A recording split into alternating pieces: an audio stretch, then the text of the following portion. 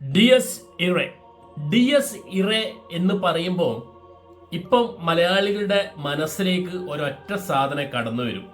അതായത് രാഹുൽ സദാശിവൻ ബ്രഹ്മയുഗത്തിന് ശേഷം പ്രണവ് മോഹൻലാലുമായിട്ട് ചെയ്യുന്ന ഒരു അപ്കമിങ് ഹൊറർ മലയാളം ഫിലിം. ഈ പടത്തിനെ കുറിച്ചിട്ട് ആൾക്കാർ ഇപ്പൊ സോഷ്യൽ മീഡിയയിൽ ഭയങ്കരമായ ചർച്ചയാണ്. ഭയങ്കരമായ പേടിപ്പെടുത്തുന്ന, നമ്മളെ ചിന്തിപ്പിക്കുന്ന, നമ്മളിങ്ങനെ വണ്ടർ അടിച്ച് പോകുന്ന തരത്തിലാണ് ചർച്ചകൾ ഇങ്ങനെ പോയിക്കൊണ്ടിരിക്കുന്നത്. ബിക്കോസ് അതിനൊക്കെ കാരണം എന്ന് പറഞ്ഞാൽ ഇപ്പൊ 2 ദിവസം മുമ്പ് ഇവർ ഇറക്കി വിട്ടൊരു ഫസ്റ്റ് ലുക്ക് പോസ്റ്റർ ഉണ്ട്. എന്റെ മോനെ, ഇജാതി പോസ്റ്റർ. ഇത് തന്നെയാണ് പോസ്റ്റർ.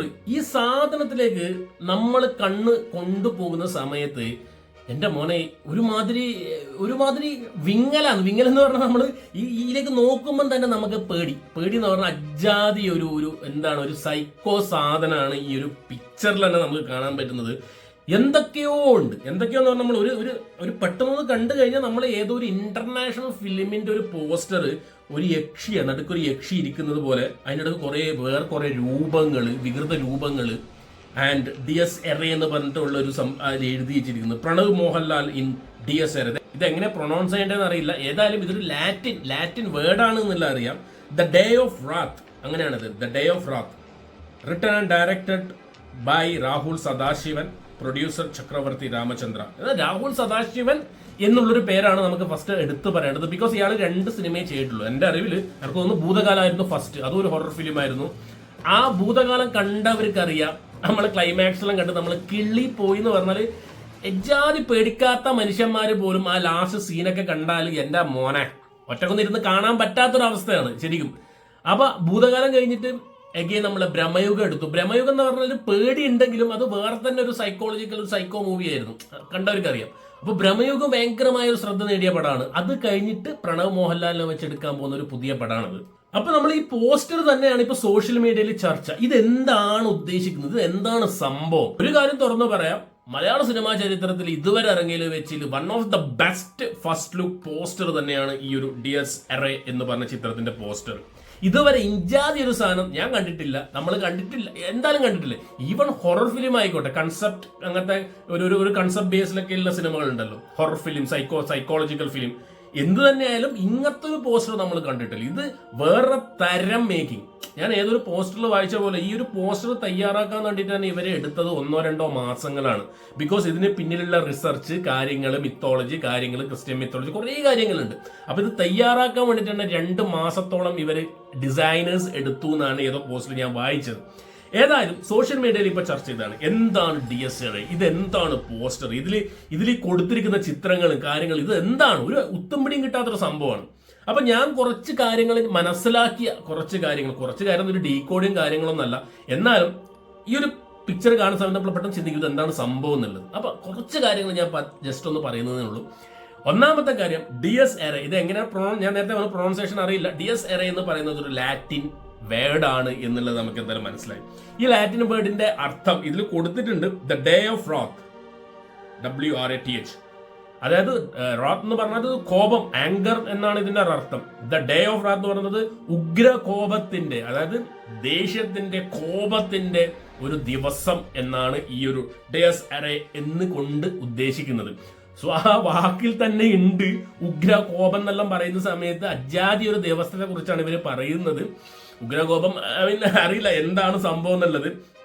ആൻഡ് ഇത് ആക്ച്വലി ഒരു ക്രിസ്ത്യൻ മിത്തോളജി, ക്രിസ്ത്യൻ ബിലീഫ്, നമ്മുടെ ക്രിസ്ത്യൻ വിശ്വാസങ്ങളെയൊക്കെ ഒരുപാട് കണക്ട് ചെയ്യുന്ന രീതിയിലാണ് ഇതിന്റെ ഒരു പോസ്റ്റർ, ഇതിന് ഡിസൈൻ ചെയ്തിരിക്കുന്നത്. ആൻഡ് ഇത് ക്രിസ്ത്യൻ ചരമഗീതം എന്ന് പറയുന്നത് ആ ലോകാവസാനം വരുന്ന സമയത്ത് ഈ ദൈവം ചില ആൾക്കാർക്ക് പാപമുക്തി കൊടുക്കും. ഈ പാപമുക്തി എന്ന് പറയുന്നത് അതിലൊരു ഹൊറർ എലമെന്റും ഉണ്ട്, അതിലൊരു പാപമുക്തി കൊടുക്കുന്നതാണ് മനുഷ്യർക്ക്. അപ്പൊ ചില മനുഷ്യരെ ആ ദൈവം നരകത്തിലേക്ക് അയക്കും, ചില മനുഷ്യരെ സ്വർഗത്തിലേക്ക് അയക്കും. അപ്പൊ ആ ഒരു ദിവസമാണ് the last day of judgement, അങ്ങനെ തന്നെയാണ് ഇതിൽ പറയുന്നത് ഡിയസ് എറെ. അതിൽ അങ്ങനത്തെ ഒരു അർത്ഥം കൂടിയുണ്ട്, the last day of judgement, തീരുമാനത്തിന്റെ ദിനം. അപ്പൊ ആ ഒരു ദിനത്തിലാണ് നമുക്ക് ഈ ഉഗ്ര കോപമുള്ള കുറെ ആൾക്കാർ വരും, അല്ലെങ്കിൽ എന്റെ സ്വർഗത്തിലേക്ക് പോകുന്ന ആൾക്കാർ, നരകത്തിലേക്ക് പോകുന്ന കുറെ ആത്മാക്കള്, അങ്ങനെ തന്നെയാണ് സംഭവം ഉള്ളത്. അപ്പൊ അത് ദൈവമാണ് നിശ്ചയിക്കുന്നത്. അങ്ങനത്തെ അതിൽ ഒരു കൺസെപ്റ്റ് ഉണ്ട്. ശരിക്കും പറഞ്ഞാൽ ദൈവത്തിന്റെ ഒരു ജഡ്ജ്മെന്റ് അത് കാണാം, ദൈവത്തിന്റെ ദേഷ്യം, അതേപോലെ പാപമുക്തി, അങ്ങനത്തെ കുറെ ലോകാവസാനം, ചരമഗീതം ഏറ്റവും ലാസ്റ്റ് ക്രിസ്ത്യൻ വിശ്വാസങ്ങൾ അനുസരിച്ച് ചരമഗീതം പറഞ്ഞ ലോകത്തിന്റെ അവസാനത്തിൽ പാടുന്ന ഒരു പാട്ടാണ് ചരമഗീതം എന്ന് പറയുന്നത്. ഏഞ്ചൽ മാലാകമാര് വന്ന് പാട്ട് പാടുന്നതൊക്കെ പറയുന്നു. അപ്പൊ അതിനോടൊക്കെ അനുബന്ധിച്ചുള്ള കണക്ട് ചെയ്യുന്ന ഒരു കാര്യങ്ങളാണ് ഇതിൽ കൊടുത്തിരിക്കുന്നത്, ഒന്നാമത്തെ കാര്യം. ആൻഡ് ഈ ഒരു പോസ്റ്ററിലേക്ക് വരുന്ന സമയത്ത് നമുക്ക് ഇതിൽ ഫസ്റ്റ് ശ്രദ്ധിക്കാൻ പറ്റുന്നത് തന്നെ ആ നടുക്കിരിക്കുന്ന ആ ഒരു പെൺകുട്ടിയാണ്. ഒരു ആത്മാവാണ് സംഭവം, ആത്മാവാണോ വേറെന്താണെന്നാണ് അറിയില്ല. ഏതായാലും വെള്ള ഡ്രസ്സ് ഇട്ടിട്ടുണ്ട്, കാലിൽ ചെലങ്കിയുണ്ട്, മുടിയൊക്കെ മുമ്പോട്ട് അയച്ച് വീണിട്ടുണ്ട്, കാലിൽ ചെലങ്കയാണുള്ളത്. അപ്പൊ ക്രിസ്ത്യനിൽ നിന്ന് നമ്മൾ വീണ്ടും ഹിന്ദുവിലേക്ക് എത്തി. ക്രിസ്ത്യൻ അത് വിട്ടിട്ട് അപ്പൊ ചിലങ്ക അണിഞ്ഞ യുവതി കാലും നിലത്ത് തട്ടുന്നില്ല കേട്ടോ. സാധാരണ ഈ യക്ഷികളിലെ പ്രേതങ്ങളിലെ നടക്കുന്ന സമയത്ത് കാല് നിലത്ത് തട്ടില്ല എന്നുള്ളത് നമ്മൾ ഇടയ്ക്ക് വായിച്ചു കേട്ടിട്ടുണ്ട്. ആൻഡ് ഇതിന്റെ അടിയിൽ നോക്കിക്കഴിഞ്ഞാൽ ഒരുപാട് ഹിന്ദു സംസ്കാരം, നമ്മുടെ ബിലീഫുമായിട്ട് ഒരുപാട് ബന്ധമുള്ള കുറച്ച് ഐറ്റംസ് കാണാൻ പറ്റും. ഒന്നാമത് നമ്മൾ സൂക്ഷിച്ച് നോക്കിയാൽ ഇടതുവശത്ത് നമുക്ക് ആ കിണ്ടി കുറച്ച് വേറെ എന്തൊക്കെ തേങ്ങയോ എന്തൊക്കെ വെച്ചിട്ടുണ്ട്. ഇപ്പുറം ഭാഗത്തൊരു പ്ലേറ്റിൽ ചന്ദനത്തിരി, പഴം, അങ്ങനെ ഫ്രൂട്ട്സ് കുറെ കാര്യങ്ങൾ വെച്ചിട്ടുണ്ട്. പൂജക്കുള്ള കുറെ സംഭവങ്ങളൊക്കെ, അതിൻ്റെ ഒരു നിലവിളക്ക് കത്തിച്ച് വെച്ചിട്ടുണ്ട്. ആൻഡ് രണ്ട് സൈഡിലും മെഴുകുതിരി കത്തിച്ച് വെച്ചിട്ടുണ്ട്. സോ മെഴുകുതിരി എന്ന് പറയുന്നത് നമ്മൾ ക്രിസ്ത്യൻ വിശ്വാസങ്ങൾക്കുമായി ബന്ധപ്പെട്ട ഒരു കാര്യമാണ്. ഇപ്പൊ ചെലങ്ക, അതുപോലെ ഈ കിണ്ടി, ബാക്കിയുള്ള പൂജാ വസ്തുക്കൾ, നിലവിളക്ക് എന്നെല്ലാം പറയുമ്പോൾ അതൊരു ഹിന്ദു ആചാരങ്ങളുമായി ബന്ധപ്പെട്ട കാര്യങ്ങളാണ്. ബാക്കിൽ കാണുന്ന ഈ ഒരു ചതുർഭുജം അതിൽ ഹെക്സാഗ്രാം എന്നാണ് പറയുന്നത്. ഹെക്സാഗ്രാം അതായത് രണ്ട് ത്രികോണങ്ങളാണ്, ഒന്ന് മുകളിലേക്കും ഒന്ന് താഴേക്കും പോയിന്റ് ആക്കിയിരിക്കുന്ന രണ്ട് ത്രികോണങ്ങൾ. ഇതും ഹിന്ദു വിശ്വാസം അനുസരിച്ചിട്ട് ദൈവത്തിന്റെ സംരക്ഷണം, ദ 6 ലൈൻ, 6 പോയിന്റ് സ്റ്റാർ എന്നൊക്കെ പറയാറുണ്ട്. അപ്പൊ ഇത് നമ്മൾ എന്തൊക്കെ പൂജകളിലും കാര്യങ്ങളൊക്കെ നമ്മൾ ഒരുപാട് സിനിമകളിലും കാണുന്നത് അത് ഹിന്ദു സംസ്കാരം അല്ലെങ്കിൽ വിശ്വാസവുമായി ബന്ധപ്പെട്ടാണ്. അതേപോലെ ഈ താഴെ വെച്ചിരിക്കുന്ന ഈ വാഴയിലയിൽ വെച്ചിരിക്കുന്ന കുറെ കാര്യങ്ങള്, വിളക്കുകള്, ചന്ദനത്തിരി, ഇത് ശരിക്കും പറഞ്ഞാൽ നമ്മൾ ഒരുപാട് ആൾക്കാർ മരിച്ചു കഴിഞ്ഞപ്പോ ഒക്കെ വെക്കുന്നതാണ്. ചന്ദനത്തിരി വാഴയിലൊക്കെ കുത്തി വെക്കുന്നു, എന്താണ് വാഴയില വെക്കുന്നു, ബാക്കി കാര്യങ്ങൾ നിലവിളക്ക് കത്തിച്ചു വെക്കുന്നു. അപ്പൊ അത് എന്താണ് മരണവും അതേപോലെ മരണത്തോടനുബന്ധിച്ചുണ്ടാകുന്ന വിലാപങ്ങളെയൊക്കെ സൂചിപ്പിക്കുന്ന കുറെ കാര്യങ്ങൾ. എന്താ പറയുമ്പോൾ തന്നെ നമുക്ക് ഒരുപാട് നെഗറ്റീവ് എനർജിയിലേക്കാണ് ഇങ്ങനെ നമ്മൾ പോയി പറഞ്ഞുകൊണ്ടിരിക്കുന്നത്. അപ്പൊ അതൊക്കെയാണ് ഇതിൽ പറഞ്ഞിരിക്കുന്നത്. ആൻഡ് ഇതിൽ കുറെ ആൾക്കാർ, ഇതിൽ ചുറ്റും നിൽക്കുന്നതൊക്കെ കുറെ മനുഷ്യന്മാരാണ്, നഗ്നരായ കുറെ മനുഷ്യർ.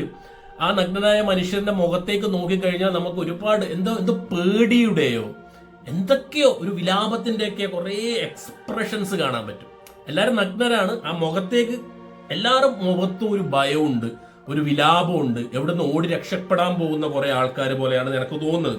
ആൻഡ് ഇതിൽ ആരും ആ നടുക്ക് നിൽക്കുന്ന സെന്ററിൽ നിൽക്കുന്ന പെൺകുട്ടിയുടെ മുഖത്തേക്ക് ആരും നോക്കുന്നില്ല. മുഖത്തേക്ക് നോക്കുന്ന ഒരൊറ്റ ഒരാളേ ഉള്ളൂ. അത് നമുക്ക് സൈഡിൽ ഏറ്റവും ലാസ്റ്റ് നമുക്ക് ആ സൈഡിൽ നോക്കാൻ കാണാം. അതായത് പ്രണവ് മോഹൻലാലിന്റെ മുഖച്ചായുള്ള ഒരു മനുഷ്യനിടെ കിടക്കുന്നുണ്ട് ആ സൈഡിൽ. ആ മനുഷ്യന്റെ മുഖം മാത്രം സ്റ്റില്ലാണ്. ആ മുഖത്ത് ഭാവങ്ങളൊന്നും അധികമില്ല. അതായത് മറ്റുള്ളവർക്ക് കുറെ വിലാപങ്ങളുടെ പേടിയിലൊക്കെ മുഖം, ആ ഭാവം, ആ ഒരു എക്സ്പ്രഷൻ മുഖത്തുണ്ട്. പക്ഷെ ഈ മനുഷ്യനെ ശ്രദ്ധിച്ചു കഴിഞ്ഞാൽ ആ മനുഷ്യന്റെ മുഖത്ത് ഒന്നുമില്ല. ആ മനുഷ്യൻ നോക്കുന്നതും ഈ സ്ത്രീയാണ്. കയ്യിൽ സൂക്ഷിച്ച് നോക്കിയാൽ നമുക്ക് മനസ്സിലാവും എന്തോ ഒരു കത്തിയോ കാര്യങ്ങളോ, ചോരപ്പാടുള്ള എന്തോ കത്തിയോ കാര്യങ്ങളോ എന്തൊക്കെയുണ്ട്. ഇതൊക്കെ ഞാൻ പറഞ്ഞു എന്ന് പറഞ്ഞാല് ഞാനും റിസർച്ച് ചെയ്ത് എന്തൊക്കെ വീഡിയോ ഒക്കെ നോക്കിയിട്ട് അറിയുവാണ്. അല്ലെങ്കിൽ ഒരു നോട്ടത്തിൽ നമുക്ക് എന്താണ് സംഭവം, എന്തൊക്കെയാണ് എന്നുള്ള യാതൊരു പിടിയും കിട്ടുന്നില്ല. പക്ഷെ ഇത്രയും പറഞ്ഞതിൽ, ഇത്രയും കണ്ടുപിടിച്ചത്, അല്ലെങ്കിൽ ഇത്രയും കാര്യങ്ങൾ നമ്മൾ അറിഞ്ഞതിൽ പറ്റിയിട്ട് ഒരു കാര്യം നമ്മൾക്ക് ശക്തമായിട്ട് നമുക്ക് പറയാൻ പറ്റും. മലയാള സിനിമ കണ്ട ഏറ്റവും മികച്ച, ഏറ്റവും ഞെട്ടിപ്പിക്കുന്ന ഒരു ഹൊറർ ഫിലിം ആയിരിക്കണം രാഹുൽ സദാശിവൻ ഇപ്പോൾ ഒരുക്കി വെച്ചിട്ടുള്ളത്. എന്താണ് എന്നുള്ള ഒരു പിടിയും കിട്ടുന്നത്. ഒരു ഇന്റർനാഷണൽ കൈൻഡ് ഓഫ് മേക്കിംഗ്. അതായത് ഈ കോൺജറിങ് പോലുള്ള ഇന്റർനാഷണൽ സിനിമകൾ, അതേപോലെ വിച്ച് പോലുള്ള സിനിമകളിൽ, മമ്മി, മാമ എന്നെല്ലാം പറഞ്ഞ കുറെ സിനിമകളുണ്ട്. ഇതിലൊക്കെ നോക്കിയാൽ നമുക്ക് മനസ്സിലാവും ഒരു ക്രിസ്ത്യൻ ടച്ച് ഉണ്ട്, അല്ലെങ്കിൽ ക്രിസ്ത്യൻ വിശ്വാസങ്ങളുമായിട്ട് കണക്ട് ചെയ്ത് പോകുന്ന കുറെ കാര്യങ്ങൾ, എക്സ്പെഷ്യലി കോൺജറിങ് ഒക്കെ ആ രൂപവും കാര്യങ്ങൾ അതേപോലെ ഒരു ഐറ്റായിട്ട് എനിക്ക് ഫീൽ ചെയ്യുന്നു. എന്തൊക്കെയോ ഇത് പറഞ്ഞു വരുമ്പോൾ തന്നെ ഒരുപാട് നെഗറ്റീവ് തോട്ടുകൾ, ഹൊറർ സാധനങ്ങൾ നമ്മളെ മൈൻഡിലേക്ക് കയറി വരുന്നുണ്ട്. അപ്പൊ അതാണ് പറഞ്ഞത്, മലയാളികൾ ഇതുവരെ കണ്ടിട്ടില്ലാത്ത, മലയാള സിനിമയിൽ കണ്ടിട്ടില്ലാത്ത ഐറ്റംസ് ആൻഡ് ഫ്രെയിംസ്, കഥ, എന്തൊക്കെയോ ആണ് രാഹുൽ സദാശിവൻ പ്ലാൻ ചെയ്യുന്നത്. And I believe him. അതായത് ഒരു ഭ്രമയുഗം കണ്ടവർക്ക് അല്ലെങ്കിൽ ഭൂതകാലം കണ്ടവർക്ക് ഒരിക്കലും ആ മനുഷ്യന്റെ ആ ഒരു making, international kind of making മറക്കാൻ പറ്റൂല. അത്രയും നൈസായിട്ടാണ് മൂപ്പര് പടക്കുന്നത്. സോ പ്രണവ് മോഹൻലാലും കൂടി ഉണ്ട്. ബാക്കി കാര്യങ്ങളൊന്നും ഇതിലേക്ക് അവർ പുറത്തുവിട്ടില്ല. എപ്പോഴാണ് റിലീസ് കാര്യങ്ങൾ വേറെ ഒന്നും. ട്രെയിലറോ ടീസറോ ഒക്കെ ഇറക്കി വിടുന്ന സമയത്തായിരിക്കും ഇതിന്റെ ഒരു വേറൊരു സംഭവം നമുക്ക് പിടികിട്ടില്ല എന്താണെന്ന്. കുറെ ഫാൻമെയ്ഡ് സംഭവം എല്ലാം ഇറങ്ങുന്നുണ്ട്. അതൊന്നുമല്ല, ഇവർ ഒഫീഷ്യലായിട്ട് അതിന്റെ ടീസറോ ഗ്ലിംസോ ഒന്നും ഇറക്കി വിട്ടില്ല. ഈ ഒരു പോസ്റ്ററോ മാത്രമേ ഇറക്കി വിട്ടിട്ടുള്ളൂ. എന്താണെന്നുള്ളത് പക്ക ഭയങ്കര ഈ കാര്യങ്ങളൊക്കെ അറിഞ്ഞ പിന്നെ എനിക്ക് ഭയങ്കര ഒരു ആകാംക്ഷയാണ്. ഇത് എന്താണ് സംഭവം, അറ്റ്ലീസ്റ്റ് ഒരു ടീസർ കാണാൻ വേണ്ടിയിട്ട് ഭയങ്കര തിയേറ്റർ എക്സ്പീരിയൻസിൽ നിങ്ങളൊന്ന് ആലോചിച്ച് നോക്കണം. ഇജാതി സാധനം ആണെങ്കിൽ തിയേറ്റർ എക്സ്പീരിയൻസ് എൻ്റെ മോനെ ഒരു രക്ഷ ഉണ്ടാവില്ല. ഏതായാലും വരും ദിവസങ്ങളിൽ കാണാം. ടീസറും ട്രെയിലറൊക്കെ വരട്ടെ. ആൻഡ് പ്രണവ് മോഹൻലാലിന് വേണ്ടിയിട്ട്, രാഹുൽ സദാശിവന് വേണ്ടിയിട്ട് നമുക്ക് വെയിറ്റ് ചെയ്യാം.